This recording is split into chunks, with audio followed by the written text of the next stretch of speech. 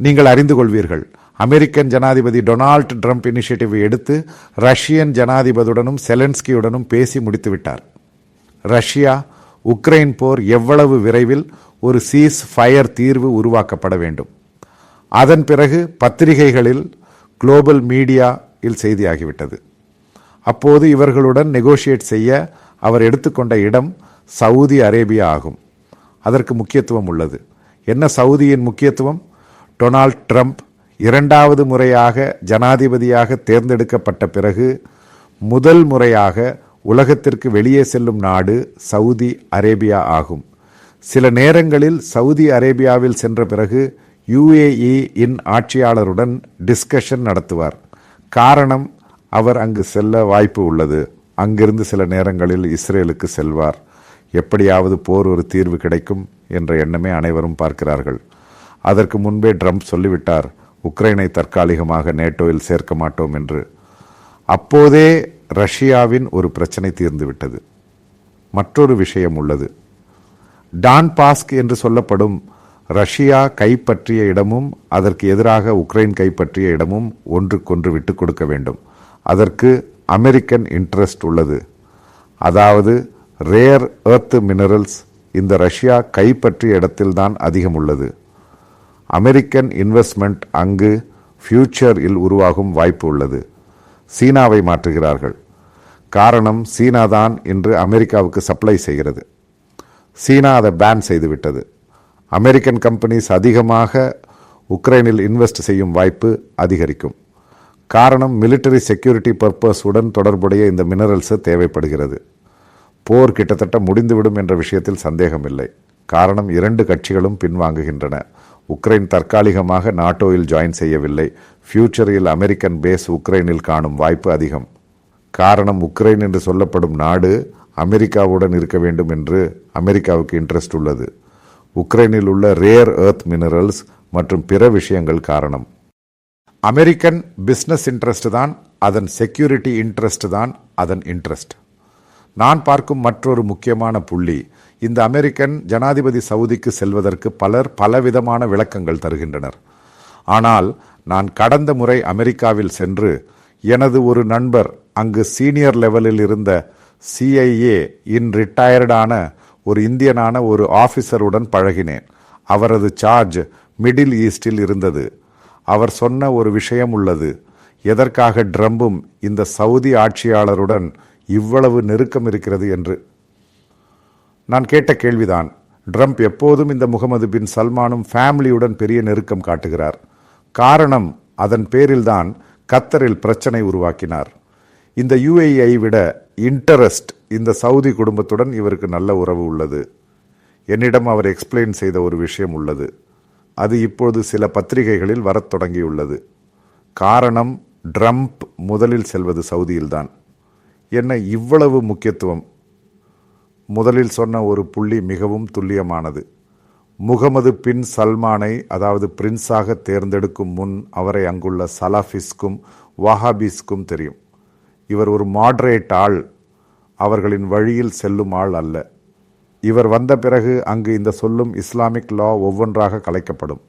அங்கு பேலஸில் உள்ள பலருக்கும் இதனுடன் கோஆபரேட் செய்பவர்களுக்கும் எல்லோருக்கும் தெரியும் பின்னர் நடந்த விஷயம். இந்த சொல்லும் முகமது பின் சல்மானை கொல்ல சலாஃபிஸ் மற்றும் வாஹாபீஸ் முயற்சி செய்தனர். இதுதான் அதற்குள் முக்கியமான புள்ளி. இந்த நேரத்தில் அது அட்வான்ஸ்டாக ட்ரம்ப் இருந்த நேரத்தில் முகமது பின் சல்மானிடம் சொன்னார், உங்கள் ஃபேமிலியை இவர்கள் தாக்க வாய்ப்பு உள்ளது. காரணம், அமெரிக்கன் இன்டெலிஜென்ஸ் தான் இதை முதலில் இவர்களிடம் சொல்கிறது. இதன் பிறகுதான் முகமது பின் சல்மான் இந்த வாஹாபீஸ் மற்றும் சலஃபீஸை முழுமையாக எடுத்து விடுகிறார். அதாவது பேலஸிலிருந்து அந்த நாட்டிலிருந்து எடுத்து விடுகிறார். இதுதான் அதன் முக்கியமான காரணம். அவரையும் அவரது குடும்பத்தையும் காப்பாற்றியது அமெரிக்கன் இன்டெலிஜென்ஸ் தான். பின்னர் உதவியாக இன்புட்ஸ் கொடுத்தது மொசாட் ஆகும். இவங்க என்னெல்லாம் பண்ணுறாங்க, இவர்களின் ஆக்டிவிட்டீஸ் என்ன, எந்த விதத்தில் முகமது பின் சல்மானை எலிமினேட் செய்ய இவர்கள் முயற்சி செய்கிறார்கள். இதுதான் இவர்களுக்கு இடையே நெருக்கம். இந்த ஃபேமிலியுடன் நெருக்கம் இவ்வளவு அதிகரித்தது. இனி பாருங்கள், ட்ரம்ப் 2வது முறை வந்து முகமது பின் சல்மான் டிக்ளேர் செய்கிறார், நாங்கள் 600 பில்லியன் அமெரிக்காவில் இன்வெஸ்ட் செய்யலாம். என்ன டொனால்ட் ட்ரம்ப் சொன்னார் தெரியுமா? 600 அல்ல, ஒரு 1 ட்ரில்லியன் வேண்டும். இப்போது அதை 1 ட்ரில்லியன் ஆக்குகிறார்கள். காரணம் அந்த உறவு தான். அந்த ஃபேமிலியை கம்ப்ளீட்லி காப்பாற்றினார். நீங்கள் புரிந்து கொள்ளுங்கள், பைடன் அட்மினிஸ்ட்ரேஷன் பல முறை கோரியது ஆயிலின் பிரைஸ் குறைக்க வேண்டும், சவுதி ரிஜெக்ட் செய்தது. ஆனால் ட்ரம்ப் முழுமையாக ட்ரம்ப் என்ன சொல்கிறாரோ அதன்படி சவுதி குடும்பம் மூவ் செய்கிறது. அதுதான் அதன் காரணம். இப்போது சவுதியின் மற்றும் யுஏஇயின் ஒரு டிமாண்ட் உள்ளது. அரபு மண்டலத்தில் அதிகமான பிரச்சனை உருவாக்கும், இஸ்லாமிக் வாஹாபிசம் உருவாக்கும் நாடு கத்தர். அவர்களுக்கு எதிராக நடவடிக்கை எடுக்க வேண்டும் என்பது இவர்களின் ஆசை. யுஏஇயின் மற்றும் சவுதி அரேபியாவின் இன்ட்ரெஸ்ட் தான் தோஹாவிலிருந்து அமெரிக்கன் பேஸ் மாற்ற வேண்டும். இஸ்ரேலை விட இன்ட்ரெஸ்ட் இந்த 2 நாடுகளுக்கு உள்ளது. இவையெல்லாம் இந்த ஆஃபீஸர் தான் சொல்கிறாரு. நான் இதை ஏரில் இருந்து உருவாக்கியதல்ல, அதை ட்ரம்ப் நடத்தி கொடுக்க போகிறார். அதாவது இந்த சேனலின் விஷயம் அதனுடன் கெட்டுப்போகும். அமெரிக்கன் பேஸ் மாறும். காரணம், இந்த வாஹபிசம் மற்றும் சலஃபிசம் உலகம் முழுவதும் பிரச்சனை உருவாக்குவதற்கு ஃபண்ட் செய்வது கத்தர். அதனால் கத்தரை தவிர்க்க, கத்தரை டிஸ்கரேஜ் செய்ய, டிஸ்மேண்டில் செய்ய. இது சவுதியின் மற்றும் யுஏஇ இன் லாங் ஸ்டாண்டிங் டிமாண்ட் ஆகும். இல்லையெனில் இந்த நாடுகளுக்கு பிரச்சனை, மிடில் ஈஸ்டில் பிரச்சனை. காரணம், அதே போல தான் இவங்க ஃபண்டு செய்கிறாங்க. நீங்கள் பாருங்கள், சாகிர் நாயக்கை இந்த 2 நாடுகளும் பேன் செய்து விட்டன, சவுதி அரேபியாவும் யுஏஇயும். ஆனால் கத்தர் அவருக்கு பெரிய இன்ஃப்ளூயன்ஸ் ஆக்கி மாற்றிவிட்டது. அவர் மீண்டும் கத்தரில் உலகக்கோப்பை வந்த நேரத்தில் வந்தார். அப்போ இந்தியா கவர்மெண்ட் தான் சொன்னது, இவர் அதற்குள் நுழைந்தால் நாங்கள் டிப்ளமேட்டிக் ரிலேஷன் கத்தரோட கட் செய்வோம் என்று. உடனே அவரை திருப்பி அனுப்பினார்கள். இந்த 2 நாடுகளுக்கும், அங்குள்ள பல அரபு நாடுகளுக்கும் இந்த கத்தரின் வாஹபிசம் சலஃபிசம் ப்ரொமோஷன் பெரிய பெரிய பிரச்சனை உருவாக்கியுள்ளது. அதனால்தான் சவுதி அரேபியாவும் யுஏஇயும் துல்லியமாக இந்த சலஃபிசம் வாஹபிசம் ஓட்டியுள்ளனர். அவர்களுக்கு கூட இன்ட்ரெஸ்ட் இல்லை. இனி மற்றொரு விஷயம், அதாவது இந்த சவுதி அரேபியாவில் உள்ள ரிஃபார்ம்ஸ், அதாவது மாடர்னைஸ் செய்யும் பிளான், அது தயாரிப்பதற்கு பின்னால் ட்ரம்பின் உடனுள்ள அமெரிக்காவில் உள்ள முஸ்லிம் லீடர்ஸ் தான். அவர்கள்தான் சவுதி எப்படி மாற்றம் வர வேண்டும் என்று ஒரு டிராஃப்ட் உருவாக்கி முகமது பின் சல்மானுக்கு கொடுத்துள்ளனர். பெண்கள் டிரைவு செய்ய வேண்டும், அங்கு கசினோஸ் மற்றும் பிற விஷயங்கள் வர வேண்டும். ட்ரம்ப் அங்கு ஹோட்டல்ஸ் செய்யும். புதிய நகரத்தில் ட்ரம்ப் டவர்ஸ் வரப்போகிறது. அதற்கு பிளானிங் எல்லாம் தயாராக்கிவிட்டனர். அதாவது அமெரிக்கன் ஜனாதிபதி ட்ரம்ப் பிஸ்னஸ் வியாபாரி ஆவார். ட்ரம்ப் டவர் மற்றும் ட்ரம்ப் என்டர்டெயின்மெண்ட் விஷயங்கள் இங்கு வரப்போகிறது. அந்த சிட்டிஸ் பிளான் செய்வதற்குள் அது எப்படி முன்னோக்கி லாஸ் வேகாஸ் போல் சிட்டி ஆகும் என்று சொல்ல நோக்கம் உள்ளது. கசினோஸ், அது இது போன்ற விஷயங்கள். அதேபோல் அங்கு மற்ற என்டர்டெயின்மெண்ட், அது ஐரோப்பாவை போலாக்கி அல்லது அமெரிக்காவை போலாக்கி மாற்றலாம். பெண்களுக்கு சுதந்திரம் நீங்கள் கவனிக்க வேண்டும். இந்த முகமது பின் சல்மான் தோராயமாக 37 வருடம் சிறை தண்டனை விதித்த சவுதி இளம்பெண் அவர்கள் பேசிக்லி படித்து கொண்டிருக்கிறார்கள். லீட்ஸ் அல்லது யூகேயில் தான். 37 வருடம் சிறை தண்டனை விதித்த அந்த பெண்ணை, அவர்களுக்கு 2 குழந்தைகளும் உள்ளனர். அவர்களை 2 நாட்களுக்கு முன்பு 3 வருடம் கழிந்த பிறகு விடுவித்தனர். கடந்த சில நாட்களுக்கு முன்பு ரிலீஸ் செய்தனர். என்ன அதன் விஷயம்? முகமது பின் சல்மான் உலகத்திடம் சொல்ல வேண்டும், அதாவது நாங்கள் மாறிவிட்டோம், எங்களுக்கு இங்கு இஸ்லாமிக் ஷரியா லா நாங்கள் மாற்றப் போகிறோம். எங்களுக்கு இந்த சொல்லும் விதத்தில் கிரிட்டிசிசம் எல்லாம் ஆகலாம், பெண்களுக்கு சுதந்திரம் கொடுக்க போகிறோம். அதை யார் அதிகம் எதிர்க்கிறார்கள்? வஹாபிஸ் மற்றும் சலஃபிஸ். பாருங்கள், இஸ்லாமிக் மாஸ்கஸில் கூட, மாஸ்கஸில் அங்கு சர்மன், அதாவது பிரசங்கம் நடத்த religious department in advance permission தேவை. ஏராளமான இந்தியர்களான சலஃபிஸ் ஐ வெளியேற்றியுள்ளனர். ஈஜிப்டில் இருந்து மற்ற பல நாடுகளில் இருந்து வந்து நுழைந்தவர்களை முழுவதுமாக இவர்கள் வெளியேற்றியுள்ளனர். அதாவது சவுதி மிகவும் துல்லியமானது. அவர்களுக்கு இந்த சொல்லும் ஹார்ட்கோர் இஸ்லாமுடன் செல்ல இன்ட்ரெஸ்ட் இல்லை.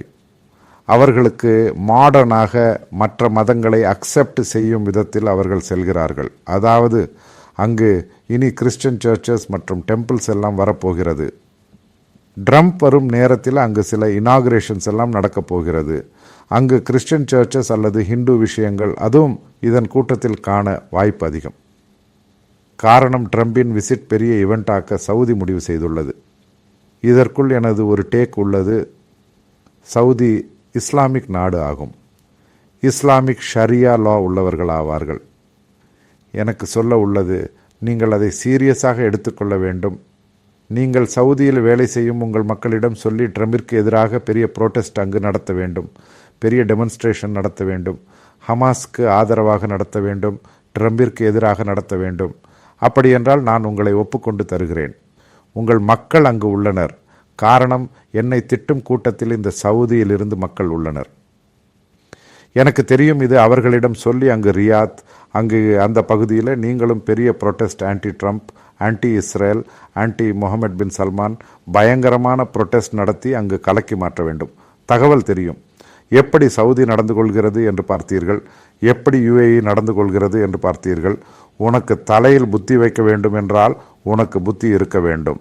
அதாவது உலக நாடுகளுடன் தான் இந்த நாடுகள் செல்கின்றன. அவர்களுக்கு இந்த சொல்லும் ஹார்ட்கோர் இஸ்லாமிக் நாடு ஆக இன்ட்ரெஸ்ட் இல்லை. அதை தூக்கி பிடித்து கொண்டு இங்குள்ள சிலர் நடப்பது தான் உங்களுக்கு உள்ள மொத்த பலம். காரணம் உங்களுக்கு தெரியும். இது எல்லாம் உடைக்கப் போகிறது. உடைந்து நாசமாகும் முன்புதான் சவுதி, UAE. இந்த சொல்லும் அரபு நாடுகள் இதை எடுத்து மத தீவிரத்தை எடுத்து தூரத்தில் விட்டனர். அதனுடன் தான் அந்த நாடு குளோபலாக கவனிக்க தொடங்கியது.